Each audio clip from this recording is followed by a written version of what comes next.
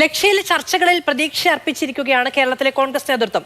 100 seat എന്ന ലക്ഷ്യം സഫലമാകുമെന്ന് പ്രതിപക്ഷ നേതാവ് വി ഡി സതീശനും രമേശ് ചെന്നിത്തലയും മാതൃഭൂമി ന്യൂസിനോട് പറഞ്ഞു. മാതൃഭൂമി കോഴിക്കോട് ഓഫീസ് സന്ദർശിച്ച ശേഷം സംസാരിക്കുകയായിരുന്നു ഇരുവരും. ലോക്കൽ ബോഡി തെരഞ്ഞെടുപ്പിലുണ്ടായ വിജയം ഞങ്ങൾക്കൊരു ഊർജ്ജമായി, ഒരു ഇന്ധനമായി മറ്റ് തെരഞ്ഞെടുപ്പുകളിൽ, അടുത്ത തെരഞ്ഞെടുപ്പുകളിൽ ഇതിനേക്കാൾ വലിയ വിജയം, ഒരു 100 സീറ്റിലധികം നേടി വിജയിക്കുന്നതിന് വേണ്ടിയിട്ടുള്ള മുന്നൊരുക്കങ്ങൾക്ക് വേണ്ടിയിട്ടുള്ള പ്ലാനാണ് ചെയ്തത്.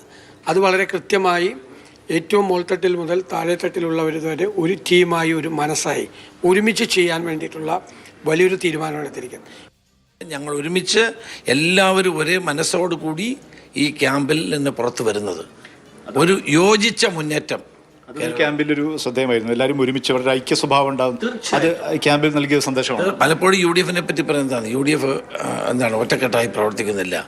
കാരണം വ്യത്യസ്ത അഭിപ്രായങ്ങൾ പറയും. എന്തുകൊണ്ടാണ്? CPM-ലുള്ള ഒരു ഏകാധിപത്യമോ സർവാധിപത്യമോ ഇല്ല.